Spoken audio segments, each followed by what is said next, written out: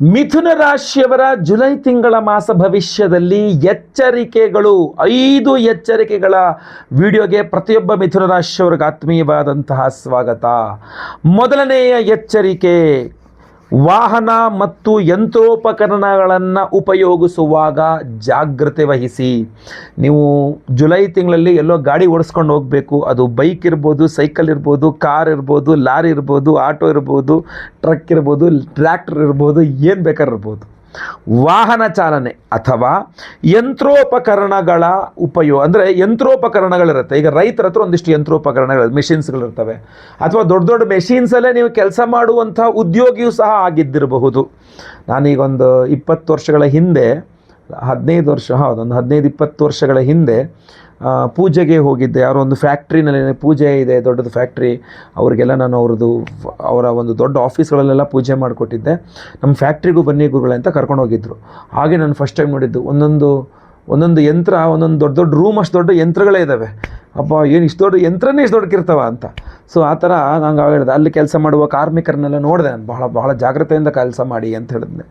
ಹೀಗೆ ದೊಡ್ಡ ದೊಡ್ಡ ಯಂತ್ರೋಪಕರಣಗಳು, ಚಿಕ್ಕದಿರ್ಬೋದು ದೊಡ್ಡದಿರ್ಬೋದು,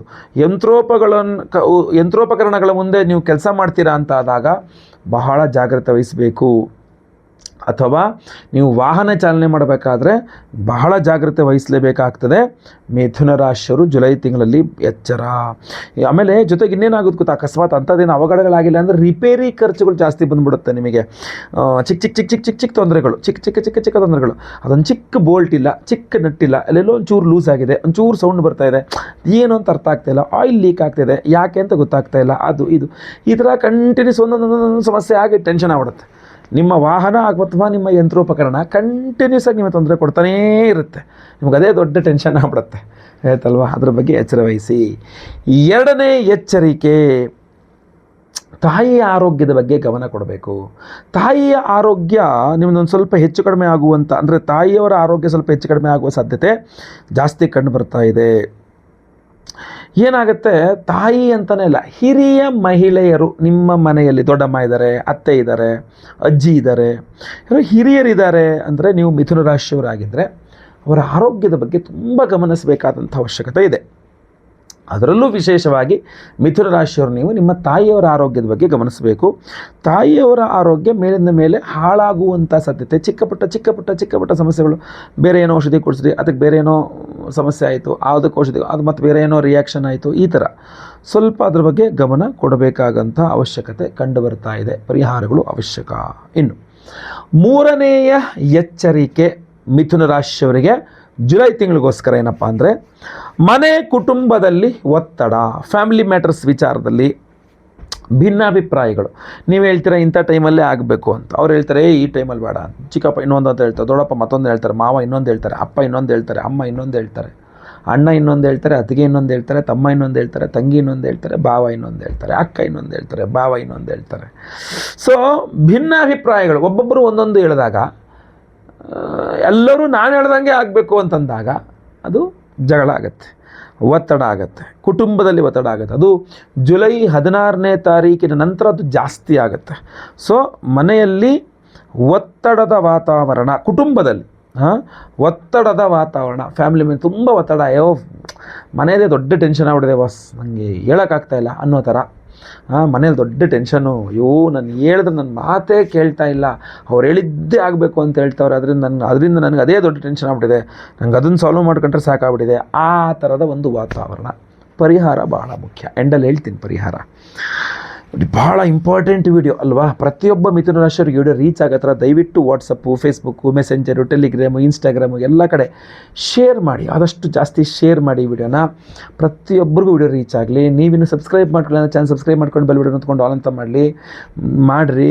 ಅಥವಾ ಇನ್ಸ್ಟಾಗ್ರಾಮಲ್ಲೋ ಅಥವಾ ಫೇಸ್ಬುಕ್ ವಿಡಿಯೋ ನೋಡ್ತಾ ಇದ್ದಾರೆ, ನಮ್ಮ ಪೇಜನ್ನು ಫಾಲೋ ಮಾಡ್ಕೊಳ್ಳಿ. ಏನು ಬರೇ ಎದುರಿಸ್ತೀರಾ ಅಂತ ದಯವಿಟ್ಟು ಕಮೆಂಟ್ ಮಾಡಬೇಡಿ. ಶುಭ ವಿಚಾರ ವಿಡಿಯೋ ಇನ್ನೊಂದಿದೆ, ಶುಭ ವಿಚಾರ ವಿಡಿಯೋ ನೋಡಿ ಆಮೇಲೆ ಕಮೆಂಟ್ ಮಾಡಿ, ಆಯ್ತಲ್ವಾ? ಪ್ರತಿ ತಿಂಗಳು ಶುಭ ಎರಡನ್ನೂ ಸಹ ಕೊಡ್ತಾ ಇದ್ದೇನೆ ವಿಡಿಯೋನ. 4ನೇ ಎಚ್ಚರಿಕೆ, ನೋಡಿ ಶುಭ ವಿಚಾರ ಅಂತ ಬರ್ತಾ ಇದೆ. 4ನೇ ಎಚ್ಚರಿಕೆ, ಸಾಮಾಜಿಕ ಜಾಲತಾಣಗಳಲ್ಲಿ ಎಚ್ಚರಿಕೆ ಅಂಥೇಳಿ. ಏನಂತಂದರೆ, ಅದು ಸಾಮಾಜಿಕ ಜಾಲತಾಣಗಳಂತ ನಾನು ಈಗ ಅದನ್ನು ಇದು ಮಾಡಿಕೊಂಡಿರೋದು ಏನಂದರೆ, ನೀವೊಂದು ಎಡವಟ್ಟು ಮಾಡುವಂಥ ಸಾಧ್ಯತೆ ಇದೆ ಅಂತ, ಒಂದು ವಿವಾದ ಮಾಡುವ ಸಾಧ್ಯತೆ ಅಂತ. ಅದು ಸಾಮಾಜಿಕ ಜಾಲತಾಣಗಳು ಬೇಗ ನಿಮಗೆ ರೀಚ್ ಆಗುತ್ತೆ ಅಥವಾ ಬೇಗ ಎಲ್ಲರ ಕಡೆ ಹರಡುಬಿಡುತ್ತೆ. ನಿಜಕ್ಕಿನ್ನ ಸುಳ್ಳಿಗೆ ಸಿಕ್ಕಾಪಟ್ಟೆ ಸ್ಪೀಡ್ ಜಾಸ್ತಿ. ಸೊ ಅದರಿಂದ ಸುಳ್ಳು ಬೇಗ ಹರಡುತ್ತಂತೆ, ಸತ್ಯ ನಿಧಾನಕ್ಕೆ ಹೋಗುತ್ತೆ ಅಂತ. ಆದ್ದರಿಂದ ನೀವೇನೋ ಹೇಳೋಕೆ ಹೋದ್ರಿ, ಅದಕ್ಕೆ ಬೇರೆ ಏನೋ ಅರ್ಥ ಕಲ್ಪಿಸಿ ಅದು ಮತ್ತೊಂದೇನೋ ದೊಡ್ಡ ವಿವಾದ ಮಾಡಾಕ್ಬಿಡ್ತಾರೆ. ಈ ಸಾಮಾಜಿಕ ಜಾಲತಾಣಗಳು ಹಂಗಾಗುತ್ತೆ, ಸ್ವಲ್ಪ ಬೇಗ ಆಗ್ತದೆ. ಅದಕ್ಕೋಸ್ಕರ ನಾನು ಸಾಮಾಜಿಕ ಜಾಲತಾಣಗಳನ್ನು ಪದ ಯೂಸ್ ಮಾಡಿದೆ, ವಾಕ್ಯ ಯೂಸ್ ಮಾಡಿದೆ. ಯಾರಿಗೋ ಏನೋ ಕಮೆಂಟ್ ಮಾಡ್ತಾಯಿದ್ದೀರಾ, ಅಥವಾ ಯಾರ್ದೋ ಏನೋ ಒಂದು ಶೇರ್ ಮಾಡ್ತಾಯಿದ್ದೀರಾ, ಅಥವಾ ನೀವೇ ಏನೋ ಒಂದು ಕ್ರಿಯೇಟ್ ಮಾಡ್ತಾಯಿದ್ದೀರಾ ನಿಮ್ಮ ಪೇಜಲ್ಲೋ ಏನೋ ಒಂದು, ಎಚ್ಚರಿಕೆಯಿಂದ ಇರಿ. ಅಥವಾ ಯಾರ್ದೋ ಏನೋ ಶೇರ್ ಮಾಡೋಕ್ಕೆ ಹೋದರೆ ನೀವು ಸುಮ್ಮನೆ ಸಿಗಾಕೋಬಿಡಿ. ಈಗೆಲ್ಲ ತುಂಬ ಸ್ಟ್ರಾಂಗ್ ಆಗುತ್ತೆ, ಏನೋ ನಿಮಗೆ ಈಗ ತುಂಬ ಸ್ಟ್ರಾಂಗ್ ಆಗಿದೆ, ಕಾನೂನು ತುಂಬ ಸ್ಟ್ರಿಕ್ಟ್ ಆಗಿದೆ, ತುಂಬ ಸ್ಟ್ರಾಂಗ್ ಆಗಿದೆ. ಅದರ ಕಾರಣಗಳು ಒಂದು. ಎರಡನೇದೇನಪ್ಪ ಅಂತಂದರೆ, ಬಹುಮುಖ್ಯವಾಗಿ ವಿವಾದಗಳಲ್ಲಿ ಸಿಲುಕಿಕೊಳ್ತೀರಾ ಅಂತ. ಮಿಥುನ ರಾಶಿಯವರು ತುಂಬ ಜಾಸ್ತಿ ಬೇಗ ಈ ಒಂದು ಇದರಲ್ಲಿ ಯಾವಾಗ ಜುಲೈ ತಿಂಗಳಲ್ಲಿ ತುಂಬ ಬೇಗ ವಿವಾದಗಳಲ್ಲಿ ಸಿಲುಕ್ಕೊಂಡ್ಬಿಡ್ತೀರಾ, ಅದರಿಂದ ಹೊರಬರಲಿಕ್ಕಾಗದೆ ಒದ್ದಾಡ್ತೀರಾ ಆಮೇಲೆ ಅಂತ. ಐದನೆಯ ಎಚ್ಚರಿಕೆ, ಕೋಪದಿಂದ ನಿರ್ಧಾರ ಬೇಡ ಅಂತ. ದಯವಿಟ್ಟು ಈ ತಪ್ಪು ಮಾತ್ರ ಮಾಡಬೇಡಿ. ಮಿಥುನ ರಾಶಿಯವರು ಸಾಮಾನ್ಯವಾಗಿ ಕೋಪ ಕಮ್ಮಿನೇ, ಬಟ್ ಬಂದಾಗ ನಿಮ್ಮ ಕಂಟ್ರೋಲ್ ನಿಮಗಿರಲ್ಲ. ನೀವು ಕಂಟ್ರೋಲ್ ತಪ್ಪೋಗ್ಬಿಡ್ತೀರಾ. ಸಿಕ್ಕೋಡೆ ಕೋಪ ಬಂದು ಏನು ಮಾತಾಡ್ತಾಯಿದ್ದೀನಿ, ಯಾರಿದ್ದಾರೆ ನೋಡೋದೇ ಇಲ್ಲ ನೀವು. ಅಂತಹ ಕೋಪದಲ್ಲಿ ನೀವೇನಾದ್ರು ನಿರ್ಧಾರಗಳು ತೊಗೊಳಕ್ಕೆ ಹೋಗ್ಬಿಟ್ರೆ ಇನ್ನೂ ಸಮಸ್ಯೆ. ಸೊ ತಕ್ಷಣದ ನಿರ್ಧಾರಗಳು, ನಂತರ ಪಶ್ಚಾತ್ತಾಪ, ಇದು ಕಟ್ಟಿಟ್ಟ ಬುತ್ತಿ. ನೀವು ಸಡನ್ನಾಗಿ ನಿರ್ಧಾರ ತೊಗೊಂಡ್ರಿ ಅಂದರೆ ನಂತರ ಅಯ್ಯೋ ನಾನು ಯಾಕಾರ ಆ ಥರ ಯಾಕಾರ ಆ ನಿರ್ಧಾರ ತಗೊಂಡವನು ಪಶ್ಚಾತ್ತಾಪ ಪಡುವಂತಹ ಸಾಧ್ಯತೆಗಳು ತುಂಬ ತೀರಾ ಜಾಸ್ತಿ ಕಂಡು ಬರ್ತಾ ಇದೆ.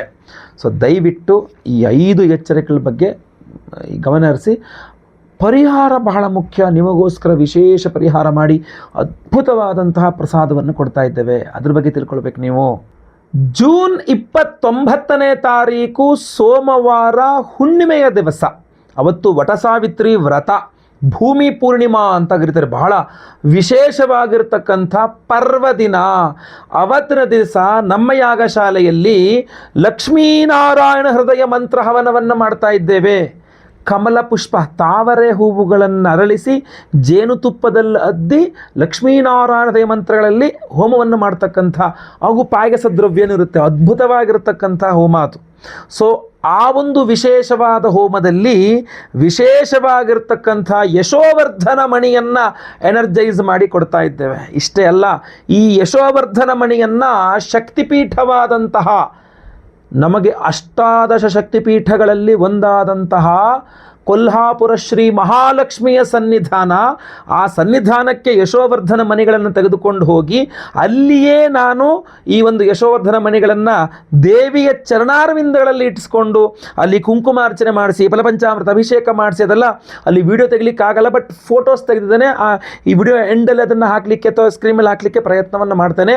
ಅಲ್ಲಿ ಶಕ್ತಿಪೀಠದಲ್ಲಿ ಕೊಲ್ಹಾಪುರ ಮಹಾಲಕ್ಷ್ಮಿ ಸನ್ನಿಧಾನದಲ್ಲಿ ಎನರ್ಜೈಸ್ ಆಗಿ ಬಂದಂಥ ಈ ಯಶೋವರ್ಧನ ಮಣಿಯನ್ನು ಮತ್ತೆ ಪುನಃ ಜೂನ್ 29 ಪೌರ್ಣಿಮಾ ಸೋಮವಾರದ ದಿವಸ ನಮ್ಮ ಯಾಗಶಾಲೆಯಲ್ಲಿ ಇಟ್ಟು ಮತ್ತೆ ಪುನಃ ಎನರ್ಜೈಸ್ ಮಾಡ್ತಾ ಇದ್ದೇವೆ. ಹಾಗೂ ಲಕ್ಷ್ಮೀನಾರಾಯಣ ಹೃದಯ ಹೋಮದಲ್ಲಿ ಇದು ಎನರ್ಜೈಸ್ ಮಾಡ್ತಾ ಇದ್ದೇವೆ. ಇದರ ಜೊತೆಯಲ್ಲಿ ಅವತ್ತು ಭೂಮಿ ಪೂರ್ಣಿಮಾ ಆದ್ದರಿಂದಾಗಿ 2 ವಿಶೇಷವಾದ ಹೋಮಗಳನ್ನು ಮಾಡ್ತಾ ಇದ್ದೇವೆ.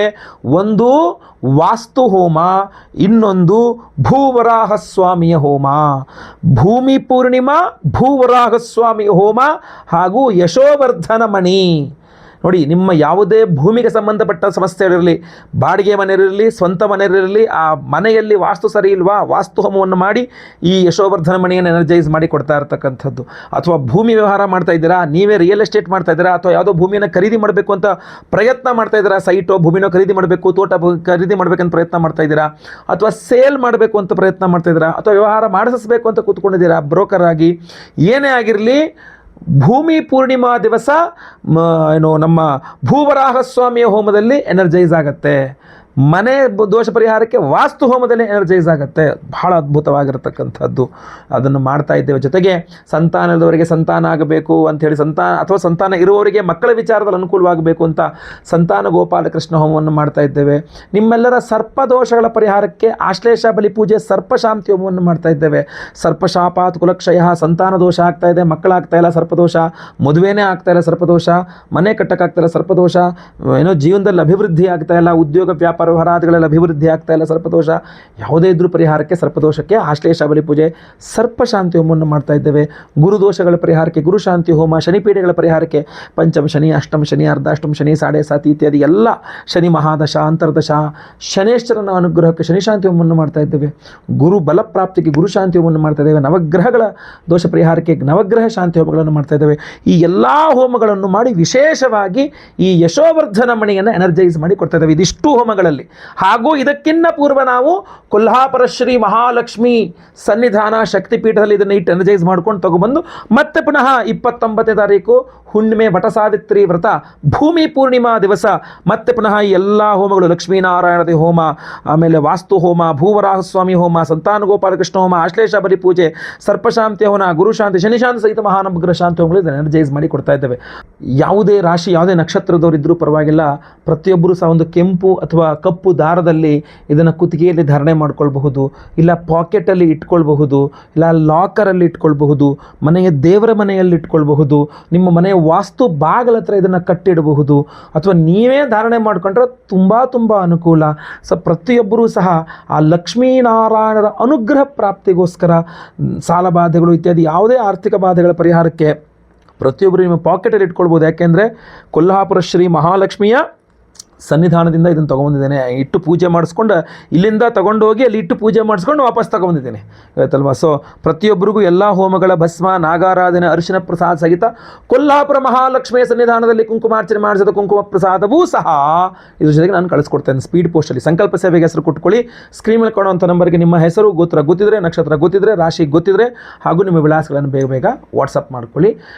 ಲೈವಲ್ಲಿ ನಿಮ್ಮ ಹೆಸರು ಸಂಕಲ್ಪ ಆಗುತ್ತೆ. ಅವತ್ತೊಂದು ದಿವಸ ಬೆಳಗ್ಗೆ ಲೈವಲ್ಲಿ ನಾನೇ ನಿಮ್ಮ ಹೆಸರು ಸಂಕಲ್ಪ ಮಾಡ್ತೇನೆ. ನಿಮ್ಮೆಲ್ಲರ ಹೆಸರು ಸಂಕಲ್ಪ ಆಗೋದು ಲೈವಲ್ಲಿ ನೀವು ನೋಡ್ಕೊಳ್ಬಹುದು, ಕೇಳಿಸ್ಕೊಳ್ಬಹುದು. ಆ ರೀತಿಗೆ ಎಲ್ಲ ಹೋಮಗಳ ಭಸ್ಮ, ನಾಗಾರಾಧನೆ, ಅರ್ಶನ ಪ್ರಸಾದ, ಕುಂಕುಮಾರ್ಚನೆ, ಕೊಲ್ಲಾಪುರ ಮಹಾಲಕ್ಷ್ಮಿಯ ಕುಂಕುಮಾರ್ಚನೆ ಮಾಡಿದ ಕುಂಕುಮ ಪ್ರಸಾದ ಸಹಿತ ಎಲ್ಲದನ್ನು ಸಹ ನಾವು ನಿಮಗೆ ಸ್ಪೀಡ್ ಪೋಸ್ಟ್ ಮೂಲಕ ನಾವು ಕಳುಹಿಸಿ ಕೊಡಲಿದ್ದೇವೆ ಆಯ್ತಲ್ವಾ. ಸ್ಕ್ರೀನ್ ಮೇಲೆ ಕಾಣೋ ನಂಬರ್ಗೆ ಬೇಗ ವಾಟ್ಸಪ್ ಮಾಡ್ಕೊಳ್ಳಿ, ಕಾಲ್ ಮಾಡ್ಕೊಳ್ಳಿ. ಒಳ್ಳೆಯದಾಗಲಿ. ವಿಡಿಯೋ ಇಷ್ಟ ದಯವಿಟ್ಟು ಲೈಕ್ ಮಾಡ್ಲಿಕ್ಕೆ ಮರಿಬೇಡಿ. ಪ್ರತಿಯೊಬ್ಬರಿಗೂ ನಾನು ಆಗಲೇ ಹೇಳ್ದಂಗೆ ವಿಡಿಯೋನ ಶೇರ್ ಮಾಡಿ. WhatsApp, Facebook, messenger, Telegram, Instagram ಎಲ್ಲ ಕಡೆ ಸಾಮಾಜಿಕ ಜಾಲತಾಣಗಳಲ್ಲಿ ವಿಡಿಯೋನ ಶೇರ್ ಮಾಡಿಬಿಡಿ. ಹಾಗೂ ಏನಾದರೂ ವಿಶೇಷ ಪ್ರಶ್ನೆಗಳಿದ್ದರೆ ದಯವಿಟ್ಟು ಕಮೆಂಟ್ ಮಾಡಿ. ಒಳ್ಳೆಯದಾಗಲಿ. ಮುಂದಿನ ವಿಡಿಯೋದಲ್ಲಿ ಮತ್ತೆ ಪುನಃ ಭೇಟಿ ಮಾಡ್ತೇನೆ. ಲೋಕ ಸಮಸ್ತ ಸುಖಿನೋ ಭವಂತು. ನಾರಾಯಣ ನಾರಾಯಣ ನಾರಾಯಣ. ವೀಕ್ಷಕರೇ, ಅಷ್ಟಾದಶ ಶಕ್ತಿಪೀಠಗಳಲ್ಲಿ ಪ್ರಮುಖವಾದ ಸನ್ನಿಧಾನ ಕೊಲ್ಹಾಪುರ ಶ್ರೀ ಮಹಾಲಕ್ಷ್ಮಿಯ ಸನ್ನಿಧಾನದಲ್ಲಿ ಜ್ಯೇಷ್ಠ ಶುಕ್ಲ ಪಂಚಮಿ ಅಂದರೆ ಶುಕ್ರವಾರದಂದು ಆ ಸನ್ನಿಧಾನದಲ್ಲಿಯೇ ಸ್ವತಃ ನಾನು ಹೋಗಿ ದರ್ಶನ ಮಾಡಿ ಅಮ್ಮನವರ ಸನ್ನಿಧಾನದಲ್ಲಿ ಅಮ್ಮನವರಿಗೆ ಫಲಪಂಚಾಮೃತ ಅಭಿಷೇಕಾದಿಗಳನ್ನು ಮಾಡಿಸಿ ಹಾಗೂ ವಿಶೇಷವಾಗಿ ಸನ್ನಿಧಾನದ ಒಳಗೆ ಅಮ್ಮನವರ ಮೂಲ ಬಿಂಬದ ಚರಣಾರವಿಂದಗಳಲ್ಲಿ ಈ ಒಂದು ವಿಶೇಷವಾದಂತಹ ಯಶೋವರ್ಧನ ಮಣಿಗಳನ್ನ ಇಟ್ಟು ಅಭಿಮಂತ್ರಣೆ ಮಾಡಿಕೊಂಡು ತರಲಾಗಿದೆ. ಮೊದಲು ನೀವು ಫೋಟೋದಲ್ಲಿ ನೋಡುವಂತ, ಯಾಕೆಂದ್ರೆ ಅಲ್ಲಿ ವಿಡಿಯೋ ಮಾಡುವ ಅವಕಾಶ ಇರಲಿಲ್ಲ, ಅದರಿಂದ ಫೋಟೋಸ್ ಮಾತ್ರ ತೆಗೆದುಕೊಂಡಿದ್ದೇನೆ. ಅದೇ ರೀತಿಯಲ್ಲಿ ಫಲಪಂಚಾಮೃತ ಅಭಿಷೇಕವನ್ನ ಮಾಡಿ ಕುಂಕುಮಾರ್ಚನೆಯನ್ನ ಮಾಡಿಸಿಕೊಂಡು ನಂತರ ಆ ಯಶೋವರ್ಧನ ಮಣಿಗಳನ್ನು ತೆಗೆದುಕೊಂಡು ಗರ್ಭಗುಡಿಯ ಒಳಗಡೆ ಹೋಗಿ ಅಮ್ಮನವರ ಚರಣಾರವಿಂದಗಳಲ್ಲಿ ಅಲ್ಲಿ ಯಶೋವರ್ಧನ ಮಣಿಗಳನ್ನು ಇರಿಸಿ ಎನರ್ಜೈಸ್ ಮಾಡಿಕೊಂಡು ಅಲ್ಲಿಂದ ತಂದಿದ್ದೇನೆ. ಸೊ ಅದೆಲ್ಲದೂ ಸಹ ನಿಮಗೆ ಈ ಫೋಟೋಗಳಲ್ಲಿ ನೀವು ಕಾಣಬಹುದಾಗಿದೆ. ಎಲ್ಲರಿಗೂ ಸಹ ಒಳ್ಳೆಯದಾಗಲಿ. ಯಶೋವರ್ಧನ ಮಣಿ ಬೇಕಾಗಿರತಕ್ಕಂಥವ್ರು ಕೂಡಲೇ ಸಂಕಲ್ಪ ಸೇವೆಗೆ ಹೆಸರನ್ನು ಕೊಟ್ಟುಕೊಳ್ಳಿ. ಒಳ್ಳೆಯದಾಗಲಿ. ನಮಸ್ಕಾರ. ಕೊಲ್ಲಾಪುರ ಮಹಾಲಕ್ಷ್ಮಿಯ ಸನ್ನಿಧಾನದಲ್ಲಿ ಇವತ್ತು ಬೆಳಗ್ಗೆ ತುಂಬ ಚೆನ್ನಾಗಿ ದರ್ಶನ ಆಯಿತು, ಪೂಜೆ ಆಯಿತು. ನಮ್ಮ ವಿಶೇಷ ಹುಣ್ಣಿಮೆಯ ಒಂದು ಸಂಕಲ್ಪ ಸೇವಾ ಪ್ರಸಾದಗಳನ್ನು ಮೂಲ ಗರ್ಭಗುಡಿಯ ಅಲ್ಲೇ ದೇವಿಯ ಚರಣಗಳಲ್ಲಿ ಇಟ್ಟು ನಮಸ್ಕಾರ ಮಾಡಿಕೊಂಡು ಅಲ್ಲಿಂದ ಪ್ರಸಾದವನ್ನು ತಗೊಬರಲಾಗಿದೆ. ಜೊತೆಗೆ ಇಲ್ಲೇ ಅದನ್ನು ಇಟ್ಟು ಅಭಿಷೇಕ ಪೂಜೆಗಳನ್ನೆಲ್ಲ ಮಾಡಲಾಗಿದೆ. ಎಲ್ಲ ಕಡೆ ಕ್ಯಾಮ್ರಾ ಅಲವ್ ಇಲ್ಲ ಒಳಗಡೆ, ಸೊ ಅದರಿಂದ ಅದನ್ನು ತೋರಿಸ್ಲಿಕ್ಕಾಗಲಿಲ್ಲ. ಬಟ್ ಕೆಲವಿಷ್ಟು ಫೋಟೋಸ್ ತೊಗೊಂಡಿದ್ದೇನೆ, ಆ ಫೋಟೋಸ್ನೆಲ್ಲ ತೋರಿಸ್ತೇನೆ. ಹಾಗೂ ದೇವಿಯ ದರ್ಶನವನ್ನು ಸಹ ನಿಮಗೆ ಮಾಡಿಸ್ತೇನೆ. ಅದೇ ರೀತಿಯಲ್ಲಿ ಸಂಕಲ್ಪ ಸೇವೆಗೆ ಹೆಸರು ಕೊಡೋರೆಲ್ಲ ಖಂಡಿತವಾಗಿ ಬೇಗ ಕೊಡಬಹುದಾಗಿರ್ತದೆ. ಹುಣ್ಣಿಮೆಗೆ ವಿಶೇಷವಾಗಿರ್ತಕ್ಕಂಥ ಲಕ್ಷ್ಮೀನಾರಾಯಣ ಹೃದಯ ಹೋಮವನ್ನು ಮಾಡಿ ಕಮಲ ಪುಷ್ಪಗಳಲ್ಲಿ ಹಾಗೂ ವಿಶೇಷವಾಗಿರತಕ್ಕಂಥ ಪ್ರಸಾದವನ್ನು ಕೊಡ್ತಾ ಇದ್ದೇವೆ. ಆ ಪ್ರಸಾದ ಮಣಿಗಳನ್ನು ಇಲ್ಲಿ ತಂದು ಎನರ್ಜೈಸ್ ಮಾಡಿಸಿಕೊಂಡು ಮತ್ತೆ ಪುನಃ ನಮ್ಮ ಯಾಗಶಾಲೆಗೆ ತಗೊಂಡು ಬಂದು ಅಲ್ಲಿ ಮತ್ತೆ ಪುನಃ ಹೋಮ ಮಾಡಿ ನಿಮಗೆ ಕಳಿಸ್ಕೊಡುವಂಥದ್ದಾಗಿರ್ತದೆ. ಸೊ ದಯವಿಟ್ಟು ಪ್ರತಿಯೊಬ್ಬರೂ ಸಹ ಸಂಕಲ್ಪ ಸೇವೆ ಕೊಟ್ಕೊಳ್ಳಿ. ಸ್ಕ್ರೀನಲ್ಲಿ ಕೊಡೋ ನಂಬರ್ಗೆ ವಾಟ್ಸಪ್ ಮಾಡ್ಕೊಳ್ಳಿ ಅಥವಾ ಕರೆ ಮಾಡ್ಕೊಳ್ಳಿ. ನಮಸ್ಕಾರ.